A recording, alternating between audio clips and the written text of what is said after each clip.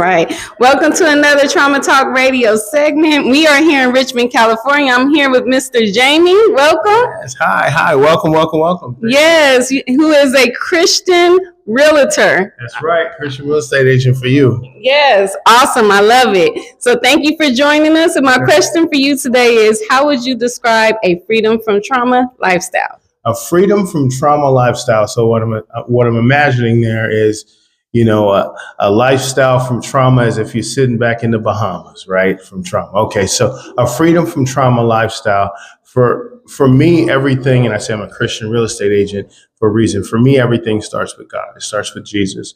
So that's where I believe you get freedom from, right? Mm-hmm.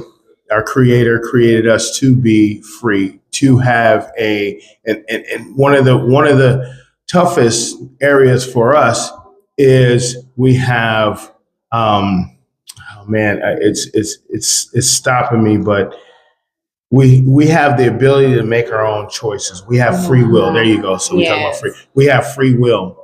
With that free will, we're free to make choices. And a lot of times those choices, if they're wrong, they can lead to different things. So trauma to me trauma could be something in your own experience in your own life. Trauma can be, it could be something from something you witness. One of the biggest, I would say, empathetic type traumas for me, and not to sound over Christian-y or whatever, but is the trauma of Jesus on the cross. Mm-hmm. Okay. Obviously we got free from his trauma. Mm-hmm. So because of what other people go through, sometimes that can help free us, because we can, as we empathize with what they go through, we can live a trauma-free life. Right. or attempt to live a trauma-free life, because now we've learned from an experience, right? Even if we didn't have that. So to me, it's going back to religion, to my spirituality. Mm-hmm. So spending that time in the prayer closet, mm-hmm. spending that time in the secret place with God. This is we could try and reinvent the wheel if we wanted to, but God, who created us and created this earth, already gave us the roadmap. Right. The further we get away from that, the more we put ourselves in jeopardy of other things, those types of trauma that we can suffer in our lives. Right. So that's my true belief behind it. So. Okay.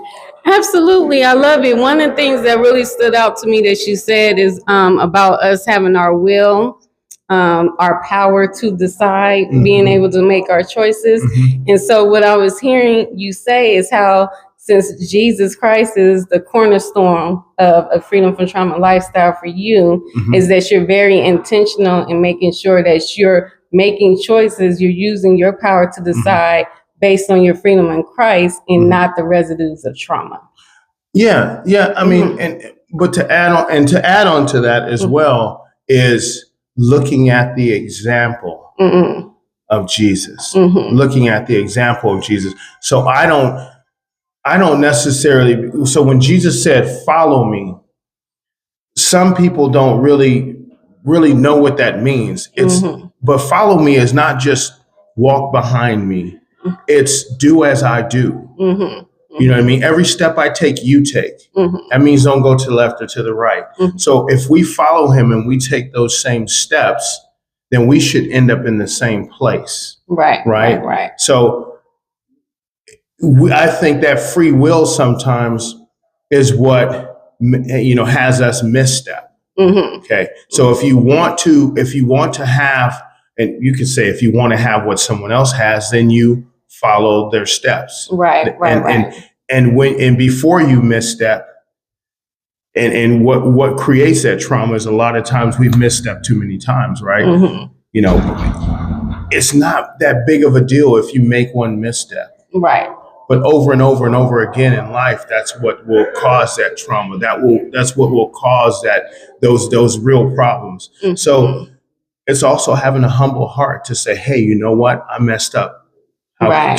How can I recover? Can you help me? And that's how you follow the example of Jesus, right? Yes. So that you don't even have to get to that next point, right? Right. So humility and then honor.